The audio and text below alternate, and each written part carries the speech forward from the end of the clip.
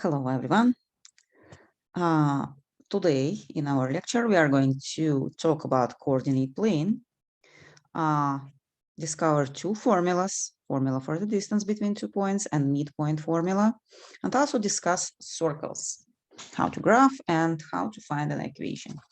We're going to start with coordinate plane, and let me draw the way we draw coordinate plane. So guys, for this class, we are going to draw coordinate plane as intersection of two perpendicular lines. We're going to label the line which is horizontal as x and the vertical line as y. We're going to put arrow on positive direction of x-axis and arrow on positive direction of y-axis only. There are two arrows only. X and y are sitting next to them, labeled axis. We're going to also label origin. Also, we are going to mark 1 unit on x-axis and 1 unit on y-axis. Do you need to graph anything else? No, that's a coordinate plane fully graphed. If you need to graph additional equation or a graph, you are going to do this. But I don't need arrows on other directions of x and y-axis. We're already assuming that they both are going to infinity. And it's necessary to label 1 unit on each axis. Otherwise, I won't understand your scale. You don't need to label like the whole axis with numbers, but at least 1 unit. Now, what are conventional way to label parts of coordinate plane? You see that these two lines, perpendicular lines, are dividing coordinate plane into 4 parts. Part number 1, part number 2, part number 3, and part number 4.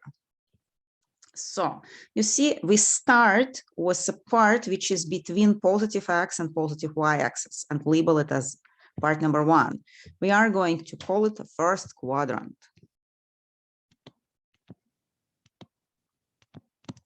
And next, counterclockwise is going to be the second quadrant, the third quadrant, the fourth, and we go back to the first quadrant. Okay, that's how we label. Sometimes I'm going to say, okay, the point is in the first quadrant, means that it's somewhere here, for example. The point in the second quadrant is going to sit somewhere here. The point in the third quadrant is going to sit somewhere here, and the point in the fourth quadrant is going to be somewhere here. Okay. Now, how are we kind of going to use coordinate plane? First, we are going to work with a distance formula. So imagine that somebody gives us 2 points on coordinate plane. And first, maybe we should discuss how to give the coordinates. For example, I'm going to put point over here, label 1 unit here, 1 unit here, 0 here, and x here, and y here. Well, first, I'm going to draw up. Let's imagine that the point is point P. I'm going to draw a perpendicular line to x-axis and look where it intersects x-axis. Looks like it's a number 3. And so I'm going to draw a perpendicular line to y-axis and look where it intersects actually y-axis. Looks like it's a point 2. So I'm going to say that point P has coordinates 3 and 2. Okay, now imagine that somebody gives us 2 points. Let's say I'm going to introduce a new point like point Q. Point Q. Okay. Let me put it over here. Let's imagine that point Q has coordinates x2 and y2.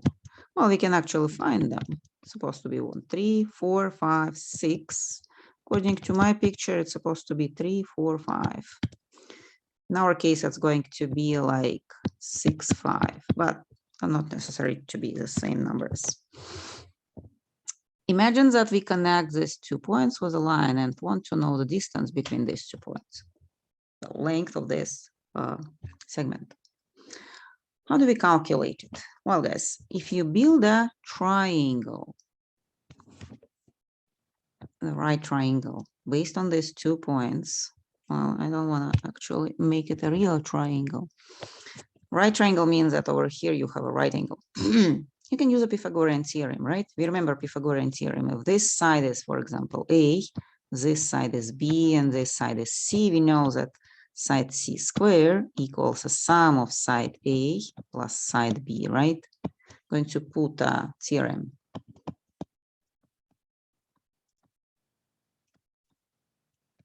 Pythagorean theorem, right? Now, actually, if you look at the picture, C is going to be exactly the distance between, right?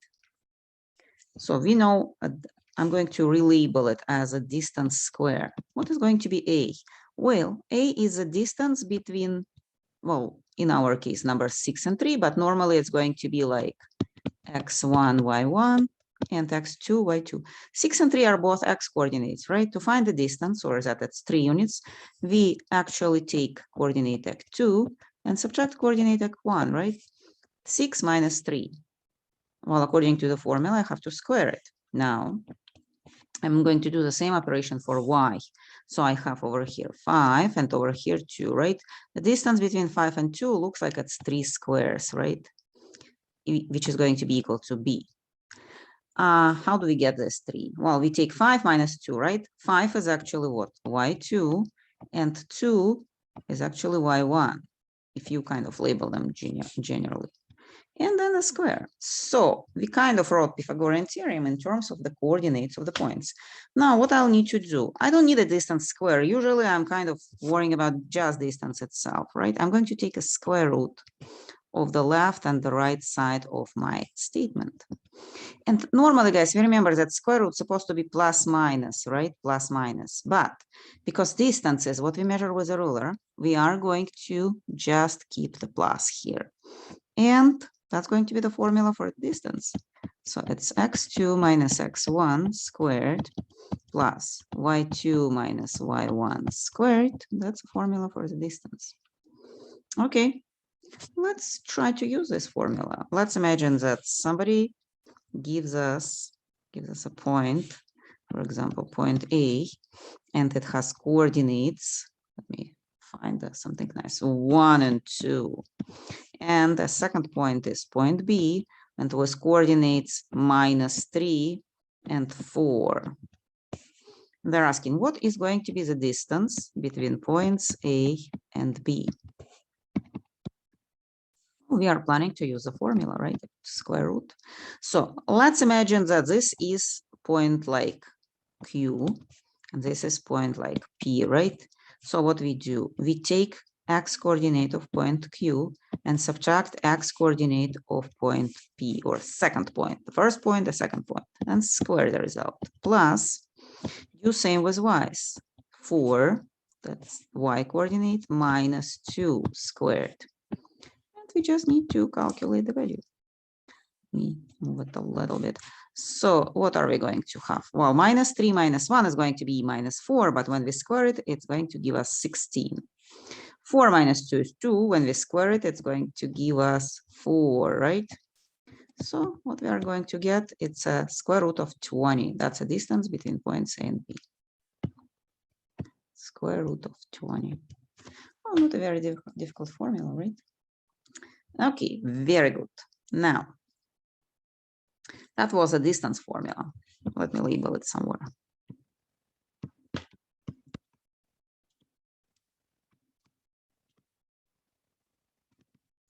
Well, let's talk about midpoint formula.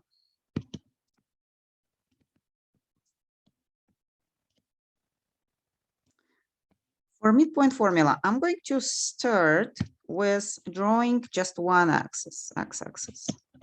And I'm going to label 2 points on x-axis, point 2 and point 4, somewhere here. And there is 0 somewhere here. What is going to be the middle between points 2 and 4? This point. The coordinates are middle. The middle is 3, right? How do we find 3? Well, actually, 3 is average between 2 and 4, right? So to find 3, what we'll need to do, we'll need to take 4 plus 2 and divide over 2. That's going to give us exactly 3 because it's a 6 over 2. Okay. So to find the middle between 2 coordinates, we'll need to add them and divide over 2. Now, if somebody gives us, instead of 1 coordinate, 2 coordinates, like x and y, so you have 1 point here and 1 point here. They're asking, where is the middle of this interval? We can find the middle of x part, somewhere here, right? And then find the middle of y part, somewhere here. And then use this as the coordinates of the middle of our segment. Okay, so I'm going to just write down the formula. If somebody gives us coordinates of the point P with coordinates x1, y1, and point Q with coordinates x2, y2, the midpoint is going to be x2 plus x1 over 2, exactly like we did before over here, right? And then we are going to just repeat for y, same way, y2 minus y plus y1 over 2. Sorry, there are no minuses, right? We find the average. So midpoint is kind of average. Well, I'm going to calculate one midpoint, and then I don't think that we'll need lots of exercises. If you understand the idea of midpoint, you don't need lots of exercises. Maybe we just can use the same points, like points A and B. How about point A has coordinates 1, 2, and point B has coordinates minus 3 and 4. What is going to be the midpoint?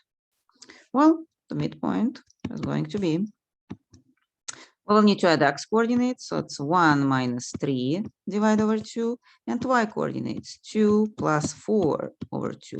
Why do I have minus 3 here? Well, because x coordinate was negative. I still add it, that's like 1 plus minus 3. Well, now I'm going to just calculate 1 minus 3 is minus 2, right, divided over 2, and 2 plus 4 is 6 divided over 2. And I'm going to get negative 1 for x coordinate and 3 for y. That's going to be the midpoint between points A and B, the middle of the interval. Okay, now let's talk about circles. Last topic for today, circles.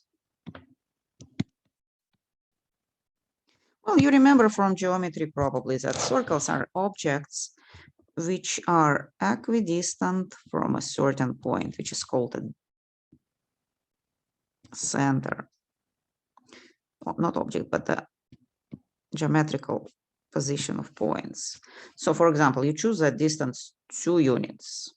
That's 0, this is 1, this is 1, this is y, and this is x, right? You choose 2 units. And you just find all the points which are 2 units away from the origin. And somewhere here, and then connect all these points together, and you are going to get a circle, right? So kind of, well, this circle is too perfect for me, I guess. I don't like it. I mean, it's perfect circle, but it's too perfect. It doesn't go through my points, actually. So this is going to be a circle with radius 2. How equation of this circle is going to look? If we write down the distance from the origin to any point of a circle, imagine it has coordinates x and y. This distance must be same for all of them, right? And equals to the radius. So I'm going to write down that radius equals, well, how do we calculate the distance? Well, just with the formula we just discovered over here, right? The x2 minus x1, y2 minus y1. In our case, x2 is going to be this, x1 is going to be, y1 is going, y2 is going to be this, and x1 is going to be 0, and y1 is going to be 0 just because they are coordinates of origin. Origin has coordinates 0, 0. I'm just going to plug it into my equations. So x minus 0, x2 minus x1, plus y minus 0 squared and the square root. I'm going to simplify it a little bit and to write down that radius equals a square root of x squared plus y squared. Minus 0 means nothing, right? I'm going to square both sides. I don't want to have a square root in my equation. So r squared equals x squared plus y squared. And that's a standard equation of a circle with center and origin and the radius r. I'm going to write down center 0, 0, and the r is radius. What is going to happen if center of my circle is not 0, 0, something else, like I need some other point? Well, let's just repeat the procedure. Imagine that center is sitting over here and has coordinates x center and y center. And the circle is going around, and the point over here, like some random point over here, has coordinates x, y. What is going to be the distance? Well, again, I'm going to put the radius for the distance and use the distance formula. Radius equals a square root, and this is x2 and this is x1. So that's like 2, and these points are going to be 1. Sorry, 1 doesn't look like. I'm going to have x minus x center squared plus y minus y center squared and the square root. Squaring both sides is going to give me r square equals x minus x center plus y minus y center and just the square. So we got a standard equation of a circle with a center x center, y center, and the same radius r. Well, let's just try to graph some equation. Example number 1. Imagine somebody gives us equation. X minus 2 squared plus y plus 3 squared equals 4. So guys, what kind of circle is this? Well, looking at what we subtract from x and y, we can find that the center is 2. Right here we subtract 2. What do we subtract here? Well, if I represent plus 3 as minus 3, then it looks like we subtract minus 3. So the center has coordinates 2 and minus 3. Here we are supposed to have radius square according to my equation, which means that just radius is going to be 2. Now let's try to graph this circle. Sorry, the line is not straight.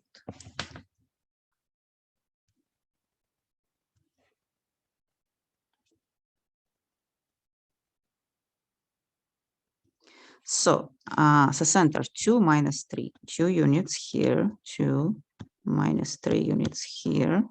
This is y, this is x, right? 0 here, 1 unit here, 1 unit here. And I'm going to label, that's going to be the center of my circle. Now, the circle is going to have radius 2. So 2 units like this, 2 units here, 2 units here, and 2 units here. Well, I will try my best to draw this circle. I know that computer is going to draw this circle for me if I kind of do it correctly. Yeah, perfect circle. Okay, that's my circle. I'm going to label that my radius equals 2 units. Okay, now we know how to graph circles, right? Let's try to find inverse problem, to solve inverse problem. What if somebody gives us coordinates of a center? For example, somebody gives us that the center of a certain circle has coordinates minus 2 and 3. I'm using different numbers. Center. And they say the radius equals 5 units. Can we find the equation of this circle when they're asking equation? Well, we just have to look at our standard equation and plug everything in. So x from the center, y from the center, and radius from the center. So I'm going to write it down. X minus x center, in our case minus 2 squared plus y minus y center squared, and equals 5 squared, radius squared. I'm going to simplify it a little bit, but not much. So I have x plus 2 squared plus y minus 3 squared equals 25. That's equation of a circle with the radius 5 and the center minus 2, 3. Okay. Now, guys, our last example of circles is going to be solving inverse problem. I'm going to explain it. Example number 3. Imagine somebody took this equation of a circle and opened all the parentheses. How do we open this one? Remember multiplication formula, that's x squared plus 2ab, which is 2 x, right? Plus b squared, which is 2 squared, plus y squared minus 2 by 3 by y, 2ab, right? And plus 3 squared equals 25. I'm going to simplify it a little bit. X squared here is 4x plus 4 plus y squared minus 6y plus 9 equals 25. Now imagine somebody decided, okay, why don't I kind of move these numbers together on the right side, just for fun, and copy only x's and y's on the left side and all the numbers on the right side. What we have? If we subtract 4 and 9 from here, what we are going to have? Going to have 25 minus 4 minus 9. In our case, it's going to be what? 25 minus 4 is 21. 21 minus 9 is 12, right? And somebody gives us now equation x squared plus 4x plus y squared minus 6y equals 12. And they ask, can you find the center and the radius?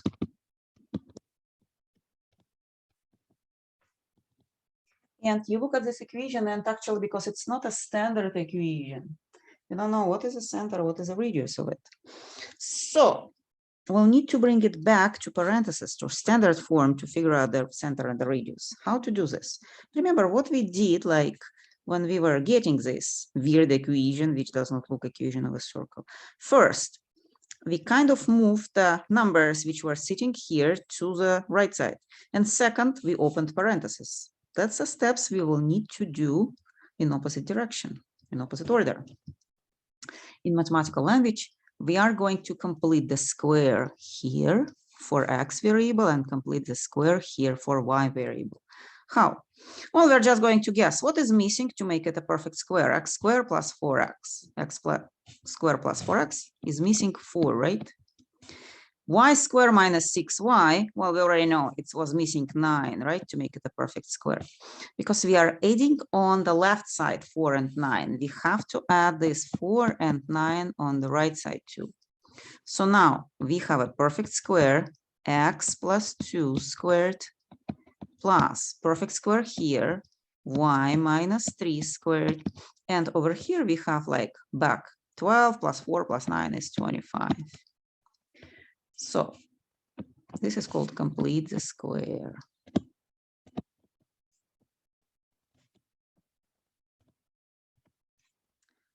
Okay, that's basically how we get back center and the radius if somebody gives us modified equation of a circle. I think I can put several problems on the board for self-work, and after a while I'm going to check it, okay? Problem number 1. Well, point P has coordinates minus 5, 3. Point Q has coordinates 2, minus 7. And I'm asking, what is the distance PQ? Second problem. Find the midpoint. Midpoint for interval PQ. And the third problem. Imagine somebody gives us modified equation of a circle, x squared minus 6x plus y squared plus 5y equals 1. And they're asking, can you find the center and the radius of this circle?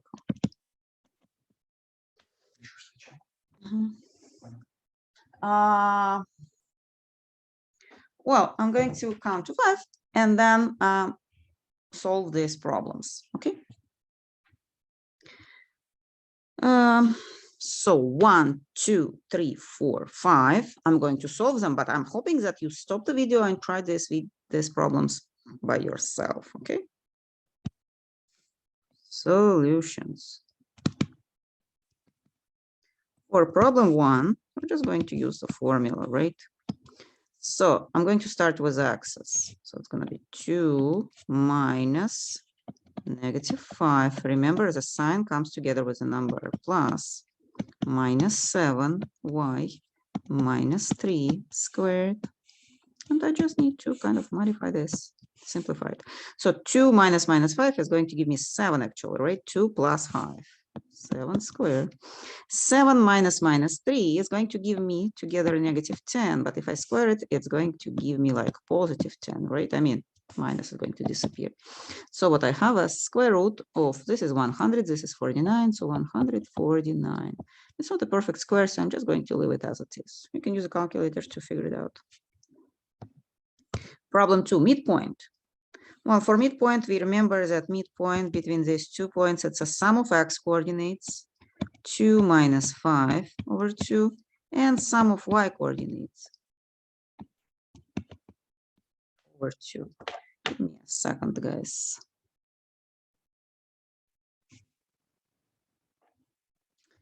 Okay, let's finish this problem.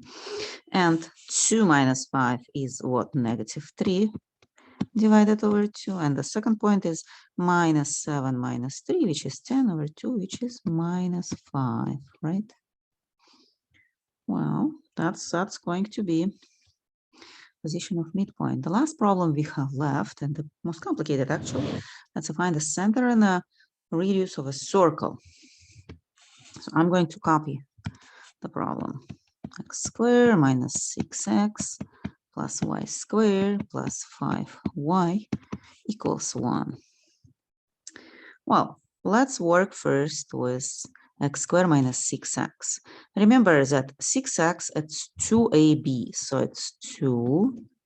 Well, we already know that a is x, right?